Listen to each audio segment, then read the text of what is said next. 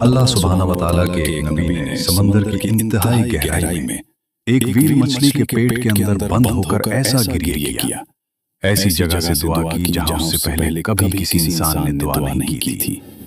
اور جب اس تاریک پانیوں میں سے ان کی آواز بلند ہوئی تو اپنے رب کے عرش کے قریب موجود فرشتے خاموش ہو گئے اور انہوں نے ایک سوال کیا۔ یہ اسی آواز کی داستان ہے اور اس بات کی کہ 3 اندھیروں کے اندر کیا ہوا۔ رات کا اندھیرا، گہرے سمندر کا، اور ہر طرف سے گھیر لینے والا ایک جاندار مخلوق کے پیٹ کا زندہ اندھیرا جو بند ہو رہا ہے، سانس لے رہا ہے اور سمندر کی تہہ میں ڈوب رہا ہے۔ اس جگہ تک کوئی روشنی نہیں پہنچتی، نہ ہی اوپر کی دنیا کی کوئی آواز، صرف پانی کا بھاری دباؤ جو ہر لمحہ بڑھتا جا رہا ہے، اور ایک ایسے انسان کے دل کی دھڑکن جو چند لمحے پہلے تک یقین کر چکا تھا کہ وہ مر چکا ہے، لیکن وہ زندہ ہے۔ اور اس گھٹا ٹوپ تاریکی میں اللہ کے نبی حضرت یونس علیہ السلام منہ موڑنے کے بجائے اپنے رب کی طرف رجوع کرتے ہیں۔ وہ سمندر کی تہہ میں ویل مچھلی کے پیٹ کے اندر عاجزی کے ساتھ سجدہ ریز ہوتے ہیں اور اسی ذات کو پکارتے ہیں جس نے انہیں وہاں پہنچایا تھا۔ پھر اچانک وہ ایک آواز سنتے ہیں، ایک ایسی آواز جو مدھم ہے، عجیب ہے اور پانی کی تہوں میں سے ابھر رہی ہے۔ یہ ایک آواز نہیں بلکہ بے شمار آوازیں ہیں، ایک سرگوشی مگر کسی منہ کے بغیر، تسبیح اور حمد کا ایسا اجتماعی نغمہ جو ہر سمت سے بلند ہو رہا تھا۔ حضرت یونس علیہ السلام تاریکی میں اپنا سر اٹھاتے ہیں اور عرض کرتے ہیں، اے میرے رب، یہ کیا آواز ہے؟ یہاں جہاں کبھی کسی آواز کا پہنچنا ممکن نہیں، یہ کون سی صدا ہے جو میرے کانوں تک پہنچ رہی ہے؟ اور بہت اوپر سمندر کی گہرائیوں سے بھی بلند، آسمانوں سے بھی پرے، فرشتے بھی ٹھہر جاتے ہیں۔ انہوں نے بھی ایک آواز سنی تھی، ایسی آواز جو ایک ایسی جگہ سے بلند ہوئی تھی جہاں سے پہلے کبھی کوئی صدا نہیں آئی تھی، مگر اس آواز کو وہ پہچانتے تھے۔ چنانچہ وہ بھی اپنے رب سے ایک سوال کرتے ہیں، لیکن اس سوال کا جواب آنے سے پہلے، اس سے پہلے کہ ویل مچھلی پانی کی سطح کی طرف بڑھے، اس سے پہلے کہ ایک بھی آنسو خشک ہو، ایک بات کو اچھی طرح سمجھ لیجئے اور اپنے دل میں بسا لیجئے۔ اس گھٹا ٹوپ اندھیرے میں موجود اللہ کا بندہ کبھی بھی تنہا نہیں چھوڑا گیا تھا، ایک لمحے کے لیے بھی نہیں۔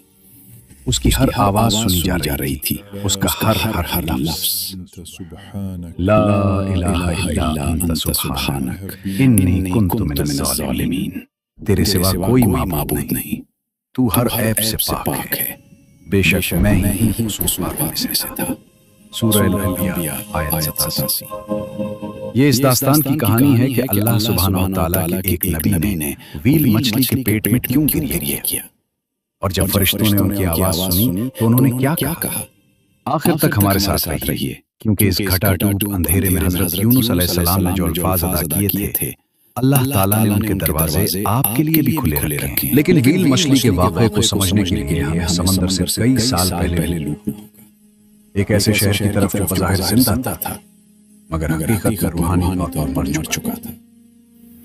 اس سے پہلے کہ ہم دوبارہ اس تاریکی میں حضرت یونس علیہ السلام کے ساتھ مزید گہرائی میں جائیں، 2 چھوٹے سے کام کیجیے جن میں اپنی ایک خاص روشنی ہے۔ نبی کریم صلی اللہ علیہ وسلم پر درود و سلام بھیجیے۔ بہت زمانہ پہلے، ہمارے دور سے بہت پہلے اور اس سرزمین سے بہت دور، موصل کے قریب وسیع میدانوں میں ایک عظیم شہر آباد تھا۔ اس علاقے میں جسے آج ہم شمالی عراق کے نام سے جانتے ہیں، اس شہر کا نام نینوا تھا۔ جو مسافر وہاں سے گزرتے وہ اس کی وسعت کا تذکرہ کیا کرتے تھے۔ اس کی منڈیاں تاجروں سے بھری رہتی تھیں اور اس کے مکانات ایک کے بعد ایک اس طرح تعمیر تھے کہ جا کر دریا کے کنارے تک پہنچ جاتے تھے۔ دنیا کی ہر ظاہری پیمائش کے مطابق دولت، ہجوم، شور و رونق اور تجارت کی کثرت ہی کامیابی سمجھی جاتی ہے، اور نینوا انہی سب چیزوں سے مالا مال تھا۔ وہ آباد تھا، مصروف تھا، بھرپور زندگی سے لبریز تھا، لیکن اس ایک پیمانے کے مطابق جو ہمیشہ باقی رہنے والا ہے، وہ شہر پہلے ہی مر چکا تھا۔ اگر آپ اس کی گلیوں میں چلتے تو اس کی وجہ اپنی آنکھوں سے دیکھ لیتے۔ چوراہوں پر، شہر کے دروازوں کے پاس اور بڑے بڑے گھروں کے صحنوں میں پتھر اور لکڑی سے تراشے ہوئے بت کھڑے تھے۔ لوگ ان کے سامنے جھکتے تھے، اپنی امیدیں ان سے سرگوشیوں میں بیان کرتے تھے۔ ان کے سامنے نذرانے رکھتے تھے اور ایسے جواب کا انتظار کرتے تھے جو کبھی آنے والا نہیں تھا۔ یہ ہرگز معبود نہیں تھے، یہ بات اچھی طرح سمجھ لیجئے۔ یہ جھوٹے بت تھے، ایسی بے جان چیزیں جنہیں انسانوں نے اپنے ہاتھوں سے بنایا تھا اور اپنے تکبر کی وجہ سے بلند مقام دے دیا تھا۔ لوگ اللہ سبحانہ و تعالیٰ کو چھوڑ کر انہی کی عبادت کرتے تھے، حالانکہ وہ ان سے کہی گئی ایک بات بھی سن نہیں سکتے تھے، نہ کسی کو نقصان پہنچانے کی طاقت رکھتے تھے اور نہ کسی کو فائدہ دینے کی۔ ایک آدمی صبح اپنے ہاتھوں سے ایک بت تراشتا اور رات کو اسی کے سامنے سرریز ہو جاتا، مگر ایک لمحے کے لیے بھی یہ نہ سوچتا کہ جس چیز کو اس نے خود بنایا ہے وہ اس کی تقدیر کا مالک کیسے ہو سکتی ہے۔ یہی نینوے تھا، ایسی قوم جسے ہر نعمت عطا کی گئی تھی، مگر اس نے اسی رب سے منہ موڑ لیا تھا جس نے وہ سب کچھ عطا کیا تھا۔ وہ اللہ سبحانہ و تعالیٰ کے راستے کو جانتے تھے، مگر نسل در نسل اس سے دور ہوتے چلے گئے، یہاں تک کہ حق سے دور ہونا انہیں اجنبیت نہیں بلکہ اپنا گھر محسوس ہونے لگا۔ لیکن اللہ سبحانہ و تعالیٰ کسی قوم کو اندھیرے میں نہیں چھوڑتے جب تک اس کی طرف روشنی نہ بھیجتی، اور جو روشنی ان کی طرف بھیجی گئی وہ ایک انسان تھا جس کے پاس صرف ایک پیغام تھا، مگر وہ اس پیغام پر اس کا شکر ادا کرنے والے نہیں تھے۔ اللہ سبحانہ و تعالیٰ نے نینوے والوں کی طرف اپنے نبی حضرت یونس بن متیٰ علیہ السلام کو مبعوث فرمایا۔ وہ انہی لوگوں میں پلے بڑے تھے، وہ ان کے چہروں کو جانتے تھے، ان کے ناموں سے واقف تھے، ان کی زبان بھی جانتے تھے اور ان کے رسم و رواج سے بھی خوب آشنا تھے۔ وہ اپنے ساتھ کوئی لشکر لے کر نہیں آئے تھے، ان کے ہاتھ میں کوئی خزانہ بھی نہیں تھا، وہ صرف ایک جملہ لے کر آئے تھے، وہ جملہ جو سب سے زیادہ سچا ہے کہ اللہ سبحانہ و تعالیٰ کے سوا کوئی معبود برحق نہیں، اور جن پتھروں کے سامنے تم جھکتے ہو وہ حقیقت میں کچھ بھی نہیں ہے۔ ذرا تصور کیجئے، حضرت یونس علیہ السلام اس ہجوم سے بھرے شہر میں کھڑے ہیں، چاروں طرف جھوٹے بت کھڑے ہیں، خوب سجائے گئے، آراستہ کیے گئے، اور ہزاروں لوگوں کی عقیدت ان پر نچھاور ہو رہی ہے، اور ان سب کے سامنے ایک ہی آواز بلند ہوتی ہے، ایک ایسی آواز جو لوگوں کو اس جھوٹ سے نکالنے کے لیے پکار رہی ہے جو انہیں اپنے باپ دادا سے ورثے میں ملا تھا، اور انہیں اس ایک رب کی طرف واپس بلا رہی ہے جس نے انہیں پیدا کیا اور جس کے ہاتھ میں ان کی ہر سانس ہے۔ دنیا کے ظاہری پیمانے سے دیکھا جائے تو یہ ایک بہت چھوٹی سی بات تھی، صرف ایک آدمی، صرف ایک پیغام، اور ایک ایسا شہر جو پہلے ہی اپنا فیصلہ کر چکا تھا۔ لیکن توحید یعنی اللہ سبحانہ و تعالیٰ کی وحدانیت کا پیغام کبھی بھی کوئی معمولی چیز نہیں رہا۔ یہ وہ عظیم حقیقت ہے جس پر آسمانوں اور زمین کی بنیاد قائم ہے، اور حضرت یونس علیہ السلام کو اسی پیغام کو لے کر ایک ایسی قوم کے دلوں تک پہنچنے کے لیے بھیجا گیا تھا جو اسے سننا ہی نہیں چاہتی تھی۔ چنانچہ انہوں نے اپنی دعوت کا آغاز کیا، مگر ان کی بات کے جواب میں انہیں ہنسی اور مذاق ملا۔ دن بدن حضرت یونس علیہ السلام انہی لوگوں کے درمیان چلتے رہے، اور ان کی زبان پر ہمیشہ وہی ایک پیغام رہا۔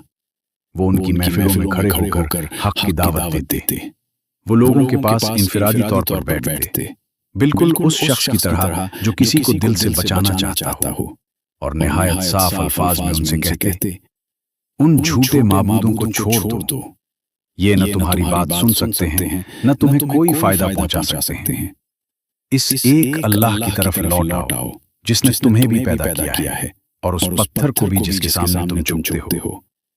مگر جواب میں انہیں صرف تمسخر ملا، لوگ ان کا مذاق اڑاتے، ان سے منہ موڑ لیتے اور اپنے راستے چل دیتے۔ بوڑھے اپنے آباء و اجداد کے طریقے سے چمٹے رہے، اور نوجوانوں نے بھی بڑوں ہی سے ان کا مذاق اڑانا سیکھ لیا۔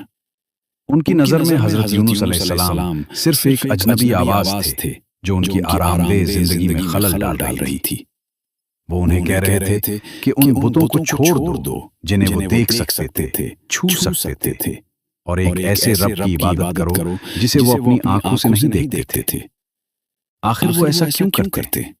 بازار تو پہلے ہی آباد تھے، دریا بدستور بہہ رہا تھا، بت بھی اپنی جگہ پر ویسے ہی کھڑے تھے جیسے ہمیشہ سے کھڑے تھے۔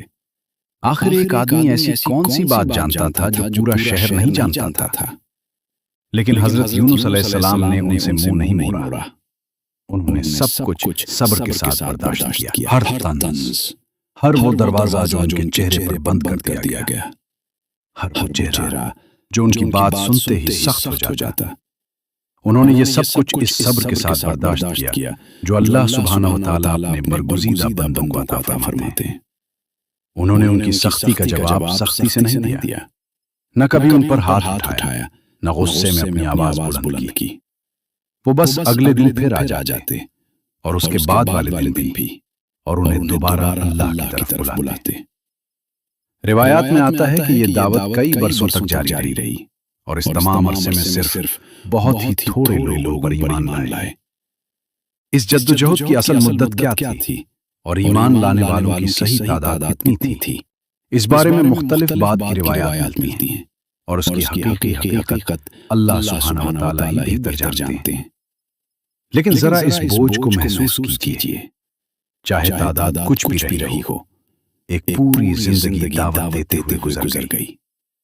ہر روز صبر کرنا، پھر اگلے دن اسی صبر کو نئے عزم کے ساتھ تازہ کرنا، صبح در صبح لوگوں کو اللہ کی طرف بلانا، اور ایک پورے شہر میں سے صرف چند لوگوں کا ایمان لے آنا۔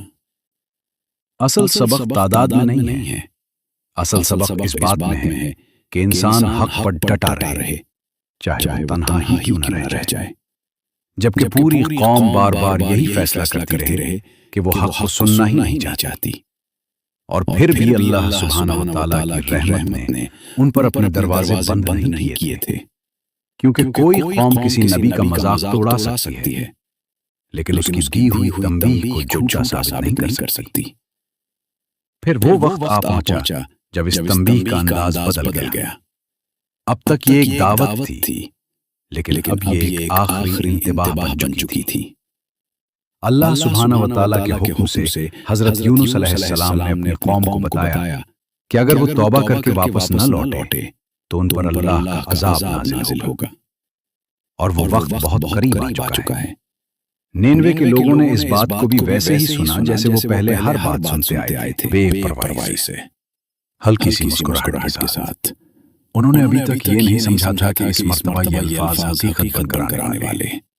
چنانچہ اپنا پیغام مکمل طور پر پہنچانے کے بعد حضرت یونس علیہ السلام وہاں سے روانہ ہو گئے۔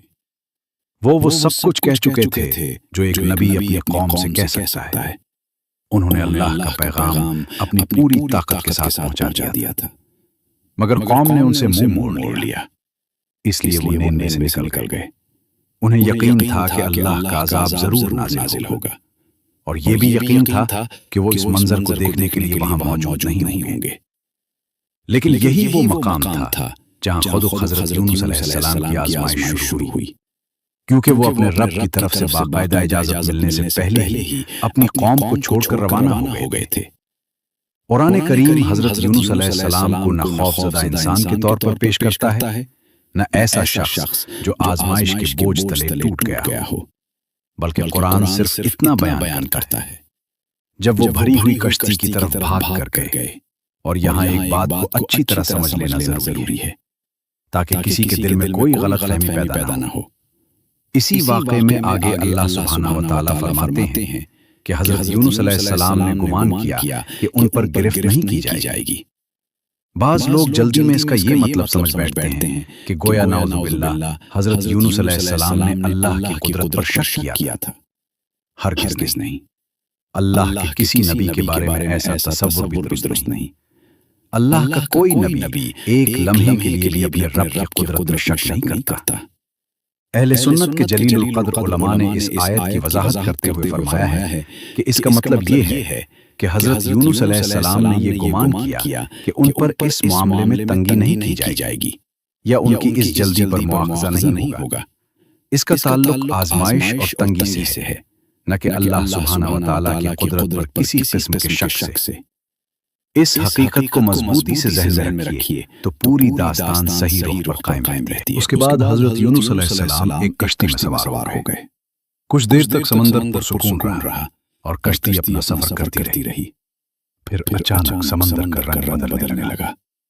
لیکن اس سے پہلے کہ ہم حضرت یونس علیہ السلام کے ساتھ سمندر کے اس سفر پر آگے بڑھیں، آئیے ایک نظر اس شہر پر ڈالتے ہیں جسے وہ پیچھے چھوڑ آئے تھے۔ حضرت یونس علیہ السلام کے نینوے سے روانہ ہوتے ہی اس شہر کے آسمان کا منظر بدلنا شروع ہو گیا۔ ابتدا میں تبدیلی بہت معمولی تھی۔ ہوا میں ایک عجیب سی گھٹن محسوس ہونے لگی۔ آسمان کا رنگ غیر معمولی سا دکھائی دینے لگا، جو آہستہ آہستہ پورے شہر کی چھتوں پر پھیل گیا۔ ہر بادل نمودار ہوئے، مگر وہ عام بادل نہیں تھے جو بارش اور راحت لے کر آتے ہیں، بلکہ وہ گہرے، سیاہ، بھاری اور خوفناک بادل تھے جو شہر کے اوپر جمع ہو گئے اور اپنی جگہ سے ہلنے کا نام ہی نہیں لے رہے تھے۔ یوں محسوس ہوتا تھا جیسے دھواں آہستہ آہستہ شہر کی گلیوں میں پھیلتا جا رہا ہو۔ دن کی روشنی آہستہ آہستہ ماند پڑنے لگی۔ ایسا محسوس ہوتا تھا جیسے دن کی چمک دنیا سے کھینچ لی گئی ہو، حتیٰ کہ ان کے گھروں کی دیواریں بھی سیاہ پڑتی جا رہی تھیں، گویا ارد گرد کی ہر چیز سے رنگ چھین لیا گیا ہو۔ اور جو لوگ ابھی تک ہنس رہے تھے وہ ہنسنا چھوڑ چکے تھے۔ ایک احساس تھا جو ٹھنڈے پانی کی لہر کی طرح پورے نینوے میں پھیل گیا، ایک خوفناک یقین کہ وہ شخص شروع سے سچ کہہ رہا تھا۔ جس عذاب سے اس نے انہیں خبردار کیا تھا وہ آ پہنچا تھا۔ وہ ان کے سروں کے بالکل اوپر مرلا رہا تھا۔ اور جب انسان کو واقعی یقین ہو جائے کہ اللہ سبحانہ و تعالیٰ کا عذاب اس پر نازل ہونے والا ہے، تو وہ ہر بہانہ جو وہ کبھی بنایا کرتا تھا اس کے گلے میں ہی مر جاتا ہے۔ لوگ حضرت یونس علیہ السلام کو تلاش کرنے نکلے۔ وہ چاہتے تھے کہ انہیں ڈھونڈ کر ان کے پیچھے چلیں تاکہ وہ انہیں نجات کا راستہ دکھائیں، لیکن وہ جا چکے تھے۔ پھر جیسا کہ روایات میں بیان ہوا ہے، وہ ان چند ایمان والوں میں سے ایک دانا بزرگ کے پاس پہنچے اور عاجزی سے پوچھا، اب ہم کیا کریں؟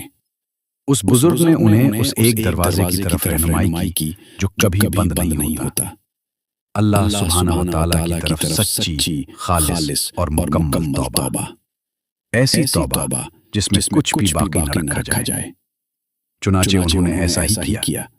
سب کے سب اپنے گھروں سے نکل آئے، بوڑھے بھی، بچے بھی، مرد بھی، عورتیں بھی، یہاں تک کہ اپنے جانوروں کو بھی ساتھ لے آئے۔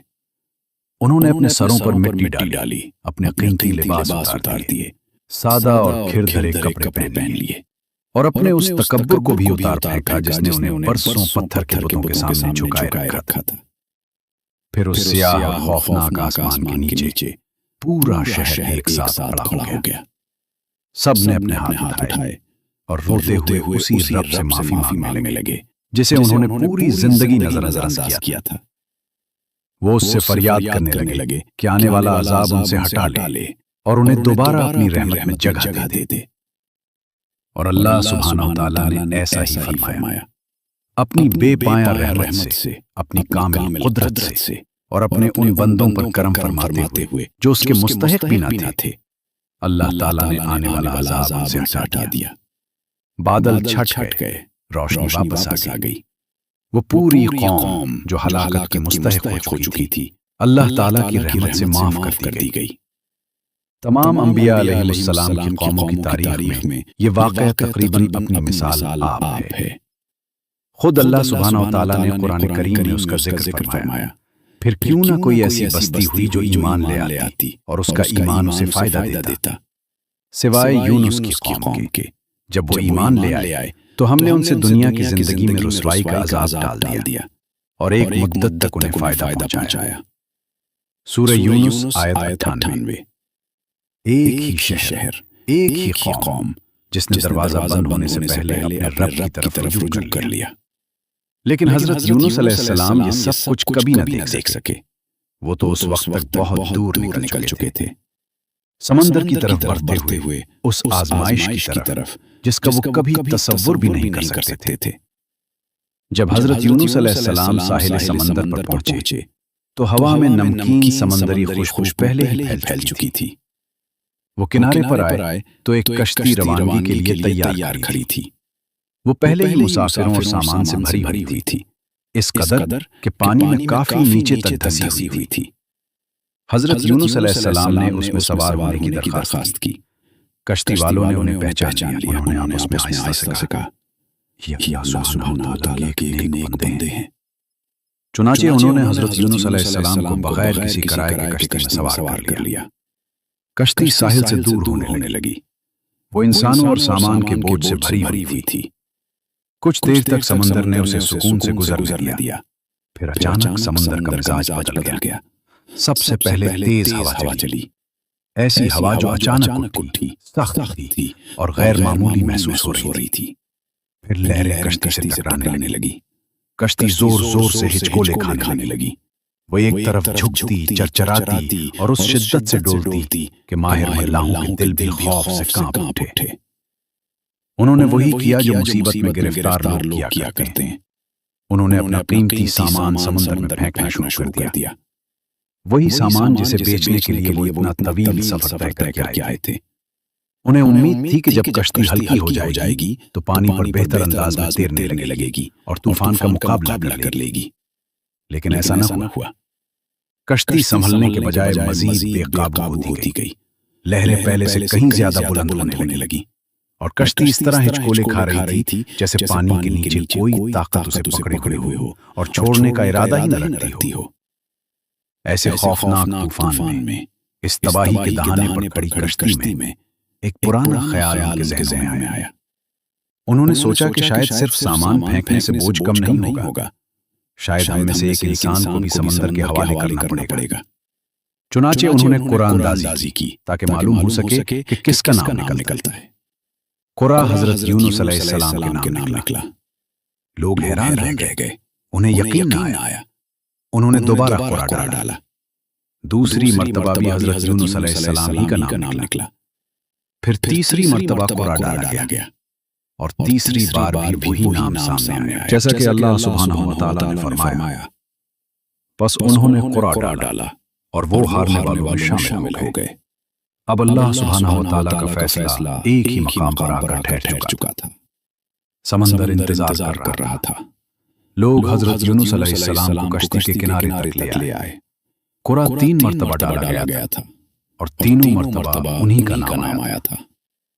اب حضرت یونس علیہ السلام کے پاس اس فیصلے کو قبول کرنے کے سوا کوئی راستہ باقی نہیں تھا جو ان کے رب نے پہلے ہی ان کے لیے لکھ دیا تھا۔ ان کے نیچے سمندر کی سیاہ موجیں بے قابو ہو کر اٹھ رہی تھیں۔ تیز ہوا کشتی کو پوری طرح جھنجھوڑ رہی تھی اور پھر حضرت یونس علیہ السلام اس طوفانی پانی میں گر گئے، روشنی سے دور، ہر انسانی آواز سے دور، ایسی ٹھنڈ میں جو انسان کو اپنے اندر لپیٹ لیتی ہے اور ایک ہی لمحے میں اسے اس دنیا سے کاٹ دیتی ہے جسے وہ ابھی چند لمحے پہلے تک جانتا تھا۔ لیکن سمندر ان کی آزمائش کا اختتام نہیں تھا۔ سمندر کی گہرائیوں میں اللہ سبحانہ وتعالیٰ کے حکم سے ایک عظیم ویل مچھلی بھیجی جا چکی تھی۔ جیسے ہی حضرت یونس علیہ السلام پانی میں نیچے اترتے گئے، ویل مچھلی اوپر کی طرف بڑھی، اپنا دہانہ کھولا اور انہیں پورا کا پورا نگل لیا۔ اب ذرا تصور کیجیے، اس لمحے اللہ سبحانہ وتعالیٰ کے نبی حضرت یونس علیہ السلام کہاں تھے؟ ان کے اوپر پوری دنیا پر رات چھا چکی تھی۔ یہ پہلا اندھیرا تھا۔ رات کے نیچے سمندر کی بے انتہا گہرائیاں تھیں، میلوں تک پھیلا ہوا سیاہ پانی جو ہر طرف سے دباؤ ڈال رہا تھا، جہاں چاند کی کوئی کرن پہنچ سکتی تھی، نہ ستاروں کی کوئی روشنی۔ یہ دوسرا اندھیرا تھا، اور پھر اس کے اندر ایک جاندار مخلوق کے جسم میں بند، جہاں نہ روشنی تھی، نہ کھلی ہوا، نہ کسی انسان کی آواز۔ یہ تیسرا اندھیرا تھا، ایسا اندھیرا جو انہیں اس طرح گھیرے ہوئے تھا جیسے کوئی قبر اپنے اندر موجود انسان کو یہ بتانا بھول گئی ہو کہ وہ ابھی تک زندہ ہے۔ 3 اندھیرے ایک دوسرے کے اندر، اور ان سب کے عین درمیان اللہ کا ایک زندہ نبی۔ شاید ان کا پہلا خیال یہی آیا ہوگا کہ اب سب کچھ ختم ہو چکا ہے، کہ سمندر نے انہیں نگل لیا ہے اور یہ گھٹا ٹوپ تاریکی کی موت ہے۔ لیکن پھر انہیں کچھ حرکت محسوس ہوئی۔ انہوں نے اس عظیم مخلوق کے جسم کی آہستہ آہستہ حرکت کو محسوس کیا۔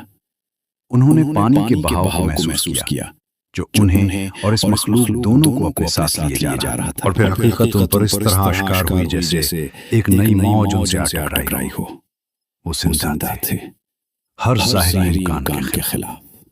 ان کے سینے میں ابھی بھی سانس چل رہی تھی، اور اسی لمحے جس لمحے کسی کمزور دل والا انسان مایوسی میں ٹوٹ جاتا، حضرت یونس علیہ السلام نے مایوسی کی طرف رخ نہیں کیا۔ انہوں نے اپنے قید کی دیواروں سے ٹکرانے کی کوشش نہیں کی، بلکہ انہوں نے اپنا رخ صرف اسی ذات کی طرف کیا جو اس مقام پر بھی ان کی پکار سن سکتی تھی۔ انہوں نے سمندر کی ان گہرائیوں میں اپنے رب کے سامنے عاجزی اختیار کی۔ روایات میں آتا ہے کہ حضرت یونس علیہ السلام نے اسی جگہ اللہ سبحانہ و تعالیٰ کے حضور سجدہ کیا، اپنے رب کے سامنے مکمل انکساری کے ساتھ جھک گئے۔ ایسی جگہ جہاں اس سے پہلے کبھی کوئی انسان سجدہ ریز نہیں ہوا تھا۔ سمندر کی تہ میں ویل مچھلی کے پیٹ کے اندر ایسی تاریکی میں جہاں سے اس سے پہلے کبھی کسی انسان نے اپنے رب کو نہیں پکارا تھا۔ یہ منظر بے حد دل ہلا دینے والا ہے، جسے قدیم روایات میں نقل کیا گیا ہے۔ البتہ اس کی تفصیلات ہمیں روایات کے ذریعے پہنچی ہیں، اور اللہ سبحانہ و تعالیٰ ہی بہتر جانتے ہیں کہ اس پوشیدہ مقام میں اپنے نبی اور ان کے درمیان حقیقت میں کیا گفتگو ہوئی۔ لیکن ایک بات ایسی ہے جسے سمجھنے کے لیے ہمیں کسی روایت کی ضرورت نہیں، اور وہ اس واقعے کا سب سے بڑا سبق ہے۔ ایک ایسا انسان جس سے ہر چیز چھین لی گئی تھی، روشنی، آزادی، حتیٰ کہ اس کے قدموں تلے زمین بھی، اور اس حالت میں اس نے سب سے پہلے جس ذات کا رخ کیا وہ اس کا رب تھا۔ نہ کوئی شکوہ، نہ کوئی سودا، نہ سمندر کو الزام دیا، نہ ملاحوں کو، اور نہ ہی قرآن اندازی کو، صرف مکمل اطاعت اور عاجزی۔ ایسی جگہ سے جہاں ایک انسان اپنے وجود کے ساتھ سب سے زیادہ بے بس ہو سکتا ہے، اور پھر اسی گہری خاموشی میں انہوں نے ایک آواز سننا شروع کی۔ پہلے وہ سمجھ نہ سکے کہ یہ کیا ہے۔ ایسی جگہ آواز جہاں کسی آواز کا ہونا ممکن ہی نہیں تھا۔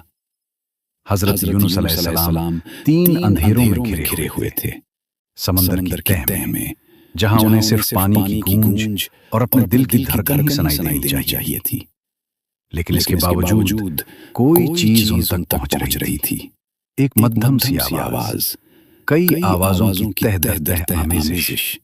کوئی ایک آواز نہیں بلکہ بے شمار آوازیں جو آپس میں اس طرح ملی ہوئی تھیں کہ ان کی ابتدا اور انتہا کا اندازہ نہیں ہو رہا تھا۔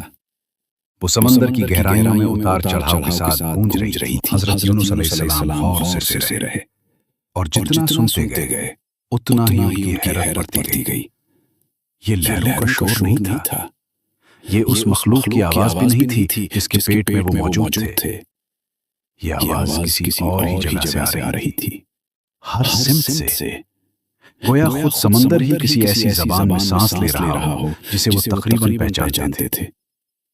حضرت یونس علیہ السلام نے اندھیرے میں عرض کیا، اے میرے رب، یہ کیا آواز ہے؟ میں سمندر کی تہ میں ہوں جہاں کسی آواز کا پہنچنا ممکن نہیں، پھر بھی میں ایک عجیب حیرت انگیز آواز سن رہا ہوں۔ یہ کہاں سے آ رہی ہے؟ کلاسیکی علماء کی بیان کردہ روایات کے مطابق انہیں بتایا گیا کہ یہ سمندر کی مخلوقات کی تسبیح کی آواز ہے۔ سمندر میں رہنے والی ہر جاندار مخلوق اپنے رب کی پاکی بیان کر رہی تھی۔ ذرا ایک لمحے کے لیے اس منظر پر غور کیجیے۔ ان تاریک پانیوں میں موجود ہر جاندار، چھوٹا ہو یا بڑا، جس کا نام انسان جانتا ہو یا نہ جانتا ہو، غول کی صورت میں تیرنے والی مچھلیاں ہوں یا اکیلے گہرائیوں میں رہنے والی مخلوقات، سب کے سب اسی لمحے اللہ سبحانہ و تعالیٰ کی تسبیح اور حمد میں مشغول تھے۔ پورا سمندر عبادت میں مصروف تھا۔ ایسی جگہ جسے کسی انسان کی آنکھ نے کبھی نہیں دیکھا تھا، جہاں کوئی سامع نہیں تھا، کوئی تماشائی نہیں تھا، اور نہ ہی کسی مخلوق سے کسی صلے یا تعریف کی امید تھی۔ وہ حضرت یونس علیہ السلام کے آنے سے بہت پہلے بھی اپنے رب کی تسبیح کر رہے تھے، اور ان کے بعد بھی ہمیشہ کرتے رہیں گے، کیونکہ ہمارے دین میں یہ کوئی عجیب بات نہیں، یہ ہمارے دین کی سب سے یقینی اور عظیم حقیقتوں میں سے ایک ہے۔ اللہ سبحانہ و تعالیٰ قرآن کریم میں صاف صاف فرماتے ہیں، اور کوئی بھی چیز ایسی نہیں جو اس کی حمد کے ساتھ اس کی تسبیح نہ کرتی ہو، لیکن تم ان کی تسبیح کو سمجھتے نہیں۔ سورہ الاسراء آیت 44۔ کوئی بھی چیز ایسی نہیں، نہ پہاڑ، نہ پرندے، نہ درخت کا ایک پتا، نہ بارش کا گرتا ہوا ایک قطرہ، اور نہ ہی سمندر کی گہرائیوں میں رہنے والی مخلوقات۔ پوری کائنات میں کوئی بھی چیز اپنے رب کے سامنے خاموش نہیں ہے۔ فرق صرف یہ ہے کہ ہم ان کی تسبیح کو سن نہیں سکتے، اور ہمارے کانوں پر یہ پردہ بھی اللہ تعالیٰ کی آزمائش کا ایک حصہ ہے۔ لیکن اس لمحے اس مقام پر جہاں اللہ سبحانہ و تعالیٰ حضرت یونس علیہ السلام کو لے آئے تھے، انہیں ایک ایسا راز دکھا دیا گیا جسے دنیا کے اکثر لوگ کبھی جان ہی نہیں سکتے۔ وہ اس گھٹا ٹوپ اندھیرے میں ہرگز اکیلے نہیں تھے، وہ ہر طرف سے عبادت میں گھرے ہوئے تھے۔ گویا وہ پانی میں نہیں بلکہ اللہ کی تسبیح میں ڈوبے ہوئے تھے۔ اور اسی لمحے حضرت یونس علیہ السلام کے دل نے یہ حقیقت سمجھ لی کہ انہیں اس قدر بے بس حالت میں کیوں لایا گیا تھا۔ پھر اسی احساس سے وہ الفاظ ان کی زبان پر جاری ہوئے جو انہیں یاد آ گئے۔ انہیں یاد آیا کہ وہ اپنے رب کی طرف سے اجازت آنے سے پہلے ہی اپنے قوم کو چھوڑ کر روانہ ہو گئے تھے، اور پھر اس گھٹا ٹوپ اندھیرے میں ان کے دل سے جو الفاظ نکلے وہ صرف نجات کی فریاد نہیں تھے، وہ سمندر سے بچانے کی دعا نہیں تھی، وہ اس ویل مچھلی سے رہائی کی التجا بھی نہیں تھی۔ حضرت یونس علیہ السلام نے ان سب ظاہری اسباب سے آگے بڑھ کر اصل حقیقت کا رخ کیا، اور پھر ان کی زبان سے وہ عظیم ترین کلمات جاری ہوئے جو کوئی بندہ اپنے رب کے سامنے اس وقت کہہ سکتا ہے جب اس کے پاس اپنی صفائی میں پیش کرنے کے لیے کچھ بھی باقی نہ ہو۔ لا الہ الا انت سبحانک انی کنت من الظالمین۔ تیرے سوا کوئی معبود برحق نہیں، تو ہر عیب سے پاک ہے، بے شک میں ہی قصورواروں میں سے تھا۔ سورہ الانبیاء آیت 87۔ ذرا غور کیجئے، ان مختصر الفاظ کے اندر کتنی عظیم حقیقتیں پوشیدہ ہیں۔ سب سے پہلے اپنے رب کی توحید کا اقرار، تیرے سوا کوئی معبود برحق نہیں۔ پھر اللہ تعالیٰ کی کامل پاکی اور عظمت کا اعلان، تو ہر عیب سے پاک ہے، یعنی ہر نقص، ہر کمی اور ہر ایسے خیال سے بلند و برتر ہے جو اس کی شان کے خلاف ہو۔ اور اس کے بعد سب سے آخر میں اپنا اعتراف، بے شک میں ہی قصورواروں میں سے تھا۔ دیکھیے، حضرت یونس علیہ السلام نے اپنی تکلیف کا ذکر پہلے نہیں کیا، انہوں نے سب سے پہلے اپنے رب کی عظمت بیان کی، پھر اس کی پاکی کا اقرار کیا، اور آخر میں اپنی غلطی کو تسلیم کر لیا۔ حضرت یونس علیہ السلام نے اپنی بات کا آغاز ہمیشہ اللہ سبحانہ و تعالیٰ سے کیا، ان الفاظ کے ساتھ جو آنسو بہے وہ کسی ڈوبتے ہوئے انسان کی بے بسی کے آنسو نہیں تھے، وہ اس بندے کے آنسو تھے جو اپنے دل کے ساتھ اپنے رب کی طرف پلٹ رہا تھا۔ وہ رونا خوف موت کا نہیں تھا، بلکہ یہ اس احساس کا رونا تھا کہ اس سے لغزش ہو گئی ہے، اور ایک مومن کے لیے اس سے بڑا غم کوئی نہیں ہوتا کہ وہ اپنے محبوب رب کے سامنے کمی کر بیٹھے۔ وہ بار بار یہی الفاظ دہراتے رہے، اس گھٹا ٹوپ اندھیرے میں جہاں کوئی انہیں دیکھ نہیں سکتا تھا، جہاں کوئی ان کی تعریف نہیں کر سکتا تھا، جہاں کسی کو یہ بھی معلوم نہیں تھا کہ وہ زندہ ہیں یا نہیں۔ وہ مسلسل اپنے رب کا نام اپنی زبان پر رکھتے رہے، اور وہ رکے نہیں۔ اور یہ کلمات صرف اس گہرائی میں قید نہیں رہے، یہ اوپر اٹھنے لگے، سمندر کی دباؤ والی تہوں سے بلند ہو کر، رات کے اندھیروں سے گزر کر، آسمان کی وسعتوں کو پار کرتے ہوئے یہ آواز فرشتوں کے مقام تک پہنچ گئی، اور قدیم کتب میں ایک نہایت لطیف اور متاثر کن منظر بیان کیا جاتا ہے، اگرچہ ہم اسے صرف روایت کے طور پر ہی لیتے ہیں، کہ فرشتوں نے ایک ایسی آواز سنی جسے وہ کسی نہ کسی طرح پہچانتے تھے، مگر وہ آواز ایک ایسی جگہ سے آ رہی تھی جو ان کے لیے اجنبی تھی، ایک مانوس آواز، ایک نامانوس تاریکی سے۔ چنانچہ انہوں نے اپنے رب کی طرف رجوع کیا اور عرض کیا، یہ کس کی آواز ہے جو اس قدر دور اور عجیب جگہ سے آ رہی ہے؟ اور بیان کیا جاتا ہے کہ انہیں بتایا گیا کہ یہ ان کے بندے یونس علیہ السلام کی آواز ہے، اور پھر انہوں نے اپنے رب سے اس کی رحمت کے وسیلے سے دعا کی کہ اسے اس تاریکی سے نجات دی جائے۔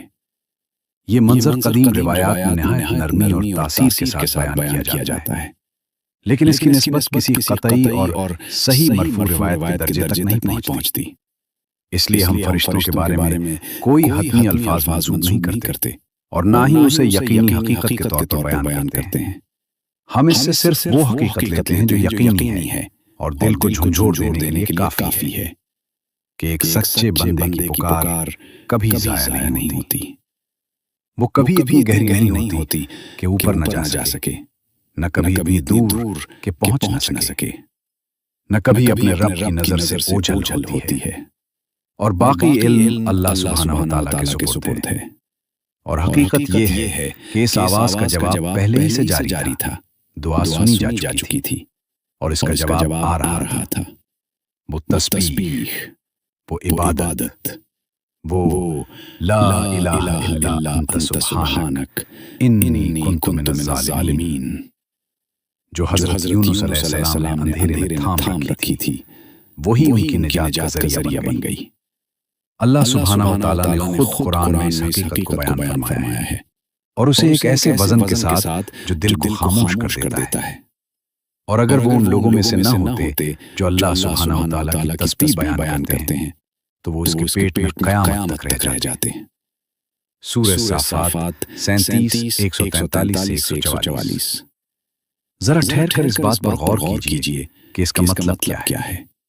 اگر ان کی زندگی میں پہلے سے موجود عبادت نہ ہوتی، اگر روشنی کے دنوں میں جمع کیا گیا وہ سجدوں اور تسبیح کا سرمایہ نہ ہوتا تو اس ریل مچھلی کا پیٹ ہی ان کا آخری ٹھکانہ بن جاتا، یہاں تک کہ دوبارہ اٹھائے جانے کے دن تک۔ ان کے نیک اعمال نے ان کے سب سے سخت لمحے میں ان کا ساتھ دیا اور اندھیرے سے انہیں کھینچ کر باہر لے آئے۔ اس بات کو دل پر نقش کر لیجئے، اپنی عبادت کو دن کی روشنی میں مضبوط کریں، کیونکہ آپ نہیں جانتے کہ کون سی رات آپ کو اس کی ضرورت پڑ جائے۔ پھر حکم ہوا اور وہ مخلوق انہیں لے کر اوپر کی طرف بڑھی اور آخرکار انہیں ساحل پر پھینک دیا گیا۔ ایک کھلی زمین، ایک کھلا آسمان، ایسا آسمان جو انہوں نے جانے کتنے عرصے سے نہیں دیکھا تھا۔ حضرت یونس علیہ السلام اس حالت میں باہر آئے کہ وہ شدید کمزور تھے، نڈھال تھے اور جسمانی طور پر بہت زیادہ متاثر تھے۔ ان کی جلد نازک ہو چکی تھی، جسم تھکن سے چور تھا۔ ایسا لگتا تھا جیسے کوئی نیا پیدا ہونے والا انسان ہو جو ابھی دنیا کے لیے تیار نہ ہو۔ وہ خود دھوپ سے بھی نہیں بچا سکتے تھے، اور اسی لمحے اللہ سبحانہ و تعالیٰ کی رحمت ایک بار پھر ان سے اس طرح ملی جیسے کوئی ایسی مدد جس کا تصور بھی نہیں کیا جا سکتا تھا۔ اللہ تعالیٰ نے ان کے اوپر ایک بیلدار پودا اگا دیا، ایک وسیع سایہ دار بیل، ایک تنہا اور کمزور انسان کے لیے نرم سایہ جہاں ابھی کچھ لمحے پہلے کوئی پناہ موجود نہیں تھی۔ اس منظر کے دونوں حصوں کو ایک ساتھ دیکھیں، وہی ذات جو ایک پورے شہر کے اوپر عذاب کا بادل لا سکتی ہے، وہی ذات ایک تھکے ہوئے بندے کے لیے ایک پودا اگا دیتی ہے تاکہ اسے دھوپ سے بچایا جا سکے۔ اس کی قدرت میں کچھ بھی بڑا نہیں اور اس کی رحمت میں کچھ بھی چھوٹا نہیں۔ پھر ان کی طاقت واپس لوٹی اور ان کا رب انہیں دوبارہ اسی قوم کی طرف لے آیا جسے وہ چھوڑ آئے تھے، اور وہ قوم جو اب تک اللہ سبحانہ و تعالیٰ کی طرف پلٹ چکی تھی، انہوں نے ان کی دعوت قبول کر لی، اور ہم نے انہیں 1,00,000 یا اس سے زیادہ لوگوں کی طرف بھیجا اور وہ ایمان لے آئے۔ 1,00,000 یا اس سے بھی زیادہ، اور ہر ایک نے ایمان قبول کیا۔ لیکن حضرت یونس علیہ السلام نے اپنے پیچھے جو سب سے گہری چیز چھوڑی، وہ نہ وہ شہر تھا جو بچا لیا گیا، نہ وہ ویل مچھلی تھی جس سے وہ گزرے، بلکہ ایک جملہ تھا۔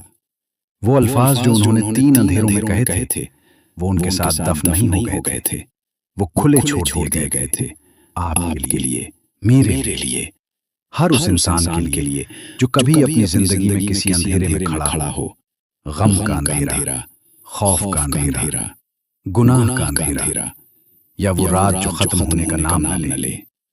جو بھی اپنے رب کو ان الفاظ کے ساتھ پکارتا ہے اور اس کا دل واقعی ان کے معنی کو محسوس کرتا ہے، اللہ سبحانہ و تعالیٰ اسے رد نہیں فرماتے۔ لہٰذا جب تمہارے گرد بھی کوئی اندھیرا چھا جائے تو اس شخص کو یاد کرو جو ویل مچھلی کے پیٹ میں تھا۔ یاد رکھو کہ وہ ایک لمحے کے لیے بھی تنہا نہیں تھا، اور یاد رکھو کہ اسے وہاں سے نکالنے والی چیز کیا تھی۔ لا الہ الا انت سبحانک انی کنت من الظالمین۔ تیرے سوا کوئی معبود نہیں، تو ہر عیب سے پاک ہے، بے شک میں ہی قصورواروں میں سے تھا۔ یہ دعا پچھلے 1400 سالوں سے مومنوں کو اندھیروں سے نکالتی چلی جا رہی ہے۔ لہٰذا جہاں کہیں بھی تم یہ ویڈیو دیکھ رہے ہو، یہ الفاظ کمنٹ میں لکھ دو، اس لیے کہ شاید کوئی ایسا شخص اسے پڑھ لے جو اس وقت اپنی زندگی کے اندھیرے میں بیٹھا ہو، اور اسے یاد دلانے کی ضرورت ہو کہ اس کی آواز بھی سنی جا رہی ہے۔ لا الہ الا انت سبحانک انی کنت من الظالمین۔